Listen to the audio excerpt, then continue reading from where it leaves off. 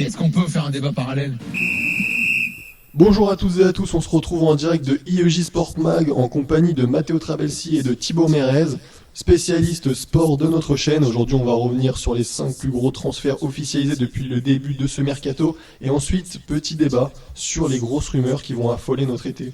Bonjour Thibaut. Bonjour Hugo. Bonjour Matteo. Bonjour Hugo. Alors pour l'instant on a eu 5 gros transferts à l'été, à cette mi-juin. Mendes qui a officialisé avec le PSG, Federico Chiesa qui reste à la Juventus, on a Darwin Núñez qui est parti pour Liverpool, Erling Haaland qui a rejoint Manchester City et Aurélien Tchouaméni qui a rejoint le Real Madrid. Donc petit point, qu'en pensez-vous? Je pense que oui, pour l'instant on n'a pas eu grand chose. On a eu du beau nom. Après c'est logique parce que c'est le début du mercato. Tchouaméni pour moi c'est vraiment le nom qui est sorti là récemment. Je pense que c'est vrai qu'il était annoncé notamment du côté de Paris. On sait qu'il était convoité. Il y a le prix aussi qui fait beaucoup parler. Est-ce qu'il les vaut réellement ou alors est-ce qu'il va vraiment prouver que finalement il vaut moins quoi. On sait que Monaco, il y a une inflation Monaco quand même, hein. J'ai bien l'impression, comme on avait eu le cas précédemment. Après, est-ce que Paris voulait vraiment se positionner dessus? Ça, on ne sait pas. Est-ce que Monaco n'a juste pas tout simplement fait monter les enchères? Donc voilà, moi je trouve que néanmoins c'est une belle pioche du Real Madrid. Avec Camavinga, ça leur fait vraiment deux jeunes milieux très très talentueux qui sont français en plus de ça. Donc pour l'instant, voilà, c'est ce que moi je retiens du mercato. Haaland, on le savait quand même depuis longtemps. Il avait été longtemps annoncé en Espagne, mais finalement il avait choisi City. On se doute bien que ça va fonctionner pour lui. J'ai l'impression qu'il n'y a pas de doute là-dessus. Après, est-ce que c'est un bon choix de carrière? On verra bien, mais City c'est pas non plus une prise de risque maximale quoi. Donc voilà. Le PSG, pour finir, fait un bon coup avec Nuno Mendes. Je pense qu'en termes de latéral et à ce prix-là, il ne pouvait pas avoir mieux. Il a prouvé qu'il savait répondre présent malgré son jeune âge. Donc voilà. Et si on revient Thibaut à Aurélien Tchouaméni, effectivement on a souvent entendu parler du PSG, de Liverpool. Le PSG a longtemps voulu enfin en tout cas on pensait qu'ils allaient rentrer dans la course pour s'arracher les services de Tchouaméni. On a aussi entendu Liverpool, mais finalement ces rumeurs ont été démenties. Finalement c'est le Real qui était seul dans la course et qui a augmenté ses enchères. Est-ce que vous pensez que c'est une technique de Monaco pour faire augmenter le prix de sa pépite? Bah, moi je pense que surtout que le PSG avait les fonds mais qu'il y a eu des choses autres que l'apport financier qui ont fait que Tchouaméni est arrivé au Real. Je pense qu'il avait un réel coup de cœur pour le club, alors que Paris c'était juste un plus sur le salaire et sur les joueurs qui allaient jouer. Je pense que le Real c'est vraiment son cœur de cœur. Le Real mise sur l'avenir avec Camavinga et Tchouaméni, contrairement au PSG qui mise qui joue année après année, qui mise pas sur l'avenir du coup. Je pense que les deux milieux de terrain au Real ils vont se régaler, alors qu'au PSG c'est des conflits, on ne sait pas où ils vont, avec quel coach, on ne sait pas lequel non plus. Des joueurs défensifs, ils viennent, ça vient, ça part, on ne sait pas non plus sur quoi ils vont. Ils jouent surtout vers l'avant, le PSG peu sur une cohésion de groupe. Vraiment un projet sportif sur le long terme, ce qui n'est pas qu'au PSG. Et qu'est-ce que vous pensez de Darwin Núñez qui rejoint Liverpool pour 75 millions d'euros? Il quitte le Benfica Lisbonne après une belle et grosse saison. Que pensez-vous de ce prix qui est quand même assez élevé pour un joueur qui n'a pas encore vraiment prouvé, on va dire, toutes ses capacités? C'est ce que j'ai vu par rapport à des fans de Liverpool justement qui disent que le prix est trop élevé pour le joueur que c'est. Après c'est un pari, ça marche, ça marche pas, tant pis pour eux, ils le revendront moins cher, ils n'auront pas de bénéfice dessus. Mais c'était un pari à prendre, ils l'ont pris, après c'est eux qui vont voir comment ils vont jouer avec lui. Il faut que le joueur se mette en condition de jouer à Liverpool et puis à Lisbonne, il y a une pression en plus qui se met en place, et c'est à lui de se débrouiller pour performer là-bas. Donc le petit duel Erling Haaland et Darwin Núñez vous fait rêver, Matteo, l'année prochaine en Première Ligue? Non, pas plus que ça. Personnellement, moi j'ai pas trop compris le montant du transfert. Après, on sait que maintenant les transferts c'est élevé. Je vais pas faire le choquer par rapport au prix spécialement, c'est plus par rapport aux joueurs. Au Portugal, ça marchait bien pour lui, mais est-ce que de là à valoir autant, être annoncé comme la star qui arrive en Première Ligue? On sait aussi que la Première Ligue c'est un championnat très très physique. C'est différent de ce qu'on peut voir au Portugal. Du coup, voilà, il aura tout à prouver en fait. J'ai peur qu'il ait trop de pression sur les épaules. On sait que c'est pareil, Haaland, c'est pareil pour lui à Manchester City. Bon, lui a prouvé au niveau européen et puis il était cité dans tous les plus grands clubs avant son transfert. C'était pas le cas de Nunez. Après, voilà, il aura approuvé. J'espère que pour lui que ça va bien se passer, mais quand même, il y a cette petite interrogation quant au prix, quant au niveau du joueur surtout. Et malgré le fait que Liverpool ce soit une bonne équipe, on sait que c'est bien huilé, ça fonctionne bien. Après voilà, c'est un peu un joueur rajouter un pion quoi, en plein milieu. On ne sait pas si il sera complémentaire avec, ses autres coéquipiers. Moi ça m'étonne un peu de la part de Jürgen Klopp. Il a sûrement les bonnes raisons d'avoir jeté son dévolu sur ce joueur, mais néanmoins voilà, ça m'inquiète un peu. En tout cas, la rivalité Haaland-Nunez, moi j'y crois pas. Je pense que c'est pas du tout les mêmes joueurs. Je ne crois pas à cette rivalité en tout cas. Bon, et pour finir ces transferts là, on a eu l'officialisation que Federico Chiesa restera l'année prochaine à la Juventus, parce que le club turinois a accepté de lever l'option d'achat imposée par la Fiorentina de 40 millions. Alors il y a un an, c'était quand même un bon coup hein, de prendre Chiesa à 40 millions après l'Euro qu'il avait fait, mais un an plus tard, quel bilan vous pensez qu'il a fait Thibaut Mérès? Je pense que le bilan il est mitigé, mitigé à la Juventus. Après, l'évolution de pour voir si va aller mieux à l'avenir. Faut dire que la Juventus n'avait pas trop le choix. Enfin, ils avaient ça sous la main, c'est qu'ils allaient rester. Ils avaient l'option de l'option d'achat, ils l'ont fait. Faut voir avec ce qui arrive l'année prochaine. Je peux pas savoir comment il va jouer dans 6 mois. Enfin, on sait que ça va, ça vient. L'année dernière, c'était pas venu. Peut-être que l'année prochaine, ça va les ans, c'est pas encore. Bon bah en tout cas ça c'est les gros transferts à la mi-juin, mais il nous reste encore 2 gros mois de mercato. Maintenant on va passer aux rumeurs, hein, parce que des rumeurs il y en a beaucoup qui sont aussi autour du Paris Saint-Germain, hein. Le club de la capitale crée des fantasmes parfois. Donc en ce moment par exemple on a un gros débat entre l'arrivée de Zidane ou celle de Galtier. Il y a des grosses rumeurs, mais pour vous qui sera sur le banc du Paris Saint-Germain l'année prochaine? Personnellement, je pense que Zidane, la piste, elle est morte. Je pense que c'est fini pour lui. On a beaucoup évoqué son nom parce que j'ai l'impression que c'était un fantasme de plusieurs supporters parisiens, de sources parisiennes. Est-ce que lui a vraiment eu envie de venir un jour? Je ne sais pas. Bon, je pense que le projet l'intéresse parce qu'il faudrait être fou pour pas être intéressé par un projet avec des joueurs comme ça. Après, est-ce que lui, c'est vraiment ce qu'il veut? J'ai plus l'impression qu'il attend l'équipe de France. On sait, là, le bilan de cette Ligue des Nations était mitigé avec Didier Deschamps. On n'est pas loin de la Coupe du Monde. Il suffirait que ça se passe mal pour que, je pense, Deschamps prenne la porte.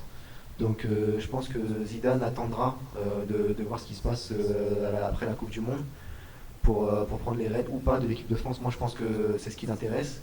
Concernant Galtier, c'est pour moi le meilleur entraîneur français en activité à l'heure où on se parle. Il a fait ses preuves en Ligue 1, il n'a plus rien à démontrer à ce niveau-là. Il a toujours été dans des clubs moyens, je veux dire de moyens standards, pas des clubs européens. Ce qu'il a fait avec Lille, ce qu'il a fait avec Nice, bon, c'était moins bon en fin de saison, mais on connaît sa capacité à motiver ses joueurs, à obtenir le meilleur d'eux-mêmes à chaque fois. Donc moi je pense que les dirigeants parisiens ont raison enfin de se jeter sur un technicien qui est pas connu pour sa personnalité plus que pour ses capacités sur le banc. C'est un entraîneur qui maîtrise bien la Ligue 1, il la connaît par cœur. Donc pourquoi pas, si ça se fait, j'ai hâte de voir ce que Galtier va être en mesure de faire à Paris. Il va falloir gérer les stars, c'est pas facile aussi, mais je pense qu'il est respecté dans le vestiaire justement par rapport à ce qu'il a fait. Les joueurs le connaissent, ils ont souvent affronté les équipes que Galtier entraînait, donc je pense qu'au niveau du respect, c'est quelqu'un qui en impose aussi, Galtier, il va pas se laisser faire. Maintenant, il faut voir le projet qu'il amène à Paris et s'il fait ça bien. D'accord. Et pour vous, Thibaut, Zinedine Zidane au Paris Saint-Germain, c'est impossible? Pour moi, c'est mort dès le départ en fait. Il faut savoir que Zidane, c'est une bonne idée sur le papier. Mais il faut se mettre à sa place. Qu'est-ce qu'il a gagné en allant au PSG? Il a déjà tout prouvé, il n'a plus rien à prouver. Paris, c'est un bourbier depuis des années. Les coachs, ils se succèdent quasiment tous les ans. On sait qu'en plus, dans l'échelle du club, le coach n'a pas tout le pouvoir sur son équipe. On sait qu'il y a les Qataris qui font des prisons pour que certains joueurs jouent alors qu'ils sont pas bons. On l'a vu l'année dernière avec Pochettino. Donc Galtier, même s'il vient au PSG, ce qui va arriver, je pense, il faut qu'il se mette en tête qu'il risque de ne pas avoir tout le pouvoir sur ses joueurs.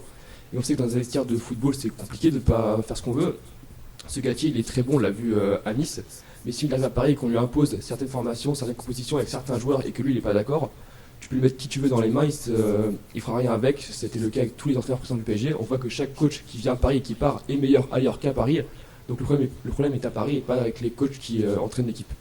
Et vous ne pensez pas que Zinedine Zidane, la signature de Zinedine Zidane sur le banc du Paris Saint-Germain aurait été un élément pour faire prolonger Mbappé, justement, lui qui voulait partir au Real Madrid il y a 1 an? Vous ne pensez pas que cette rumeur pourrait devenir vraie dans quelques jours? Bah après, Mbappé, on ne sait pas comment ça a été négocié sa prolongation, c'est pas ce qui s'est passé entre les dirigeants et le joueur. Est-ce qu'il a eu un contact avec Zidane au moment de signer? On ne sait pas non plus. Si Zidane est amené à signer dans quelques semaines au PSG, on aura plus d'éléments par rapport à ça. Mais s'il n'y a pas eu de contact entre l'ancien coach du Real et Mbappé, alors il y a eu des éléments en plus qui ont fait que le joueur était resté au club. On sait que Zidane veut l'équipe de France absolument. Et est-ce qu'il a des confirmations de la part de l'équipe de France comme quoi il retraiterait l'équipe après la Coupe du Monde? Ça non plus on ne le sait pas. Il y aura des réponses dans les semaines à venir. Il faut voir comment ça se déroule par rapport à la Coupe du Monde et par rapport à l'avenir de Zidane. Non, moi je pense que Thibaut l'a dit, pour l'instant je pense qu'il n'y a pas eu de contact entre les deux. On a peut-être dit à Mbappé qu'on allait tout faire pour faire venir Zidane. Après, Zidane, on sait, c'est pas dans son genre d'être la monnaie d'échange d'un quelconque contrat ou d'un transfert. Donc je pense que Zidane, quoi qu'il arrive, il fera ce qu'il veut. L'équipe de France, moi je sais de source sûre que c'est ce qu'il veut. Donc voilà, on attendra décembre, je pense, pour lui, après la Coupe du Monde, pour savoir s'il ira ou pas. Le Paris Saint-Germain, il a peut-être discuté. À mon avis, les discussions ont été faites. Je pense que Paris, les Qataris le voulaient vraiment à Paris.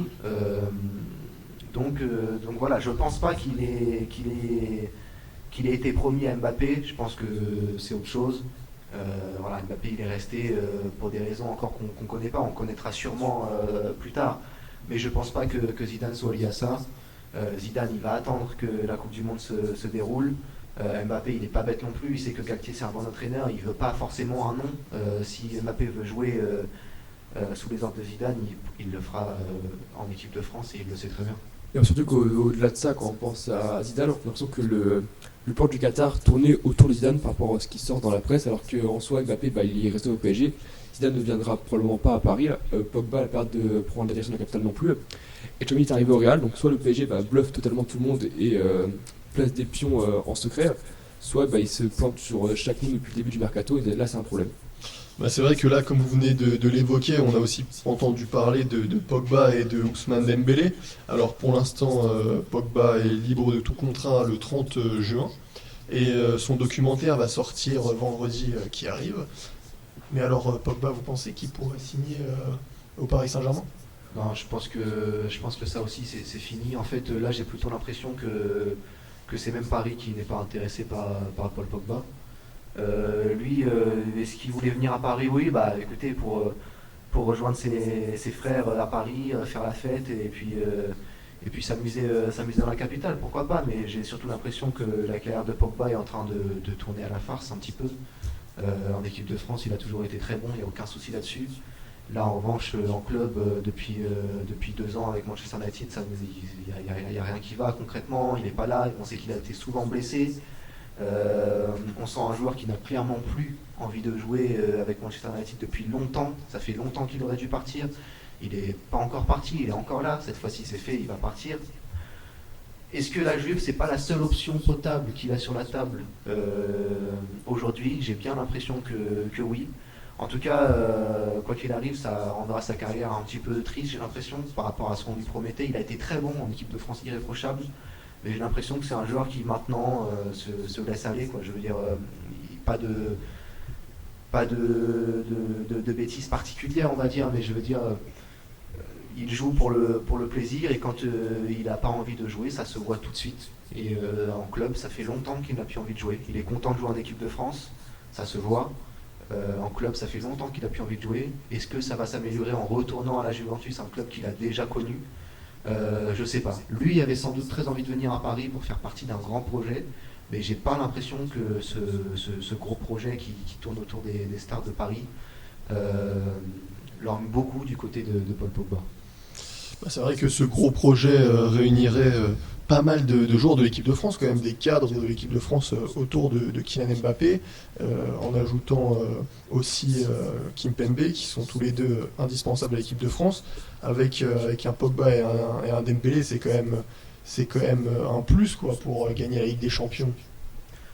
Bah, moi je pense que Pogba il se prend pour ce qu'il est plus en fait, il se prend encore pour un top joueur alors qu'actuellement bah, c'est plus c'est ça, enfin à Manchester c'était pas ça, peut-être qu'ailleurs c'est grave on le sait pas, mais en l'état actuel ce n'est plus le cas et ce qui me dérange avec le cas Pogba c'est qu'il il se fait désirer alors qu'il a pas l'air d'avoir beaucoup d'offres sur la table.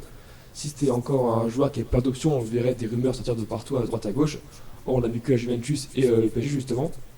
Donc Pogba va se désirer pour rien, on sait ce qu'il veut, ce qu'il va faire, il va peut-être finir à la Juventus, à part qu'il va à Paris s'il y a une grosse surprise. Après, pour faire jouer les joueurs de l'équipe de France ensemble, c'est une bonne idée, mais encore une fois, ça dépend le coach que tu as entre les mains, et on sait qu'à Paris, c'est pas forcément libre de toute liberté. Après, pour revenir sur le cas Dembélé, je pense que c'est aussi un peu le même cas. J'ai l'impression que Dembélé, il n'y a pas non plus grand monde qui le veut, pas forcément pour des histoires d'âge, on sait que Pogba voilà, n'a pas le même âge que Dembélé. On sait qu'il a du talent, Dembélé. C'est encore quelqu'un qu'on peut considérer de prometteur, mais on commence à attendre ses performances. Du côté de Barcelone, c'est vraiment pas ça. Mais c'est plus pour des soucis de comportement. Est-ce que Paris a besoin d'un joueur comme ça qui va encore une fois... voilà, c'est pas dit qu'il se mette... à faire n'importe quoi dans le vestiaire ou voilà, mais c'est pas non plus le joueur le plus sérieux qu'on connaisse. Si c'est pour empiler des stars, des Français, en plus de voilà, on sait qu'il s'entend bien avec Mbappé, tout ça. Pour moi, c'est des fantasmes encore une fois. Dembélé à Paris, est-ce qu'il apporte une plus-value? Pour moi, non, clairement pas. Est-ce qu'il faut remplacer Di Maria qui a quitté le club? Je sais pas, à l'heure actuelle on a déjà des joueurs qui font le travail. Je veux dire, il faut aussi considérer les options que Paris a et dont ils ne pourront pas se débarrasser. Neymar, on sait qu'il va rester, Mbappé l'a prolongé, Messi il va rester. Il faut faire avec ces joueurs-là. À Paris, leur est surtout fiable, notamment en Ligue des Champions, plutôt que de regarder du côté de qui sera au club en fait. Ça a apporté beaucoup, je ne sais pas, franchement. Et pour moi, c'est pour ça qu'il n'y a pas non plus énormément de clubs qui ont l'air de désirer Dembélé. Alors pourtant, les derniers vous verrez à Chelsea. Vous ne le verrez pas, vous Non. Non, clairement pas. Je pense que au-delà de ces soucis de comportement qu'on avait plus, pardon, je pense que la rigueur anglaise nécessaire. Je vois pas du tout dans le projet. S'adapter à la première ligue.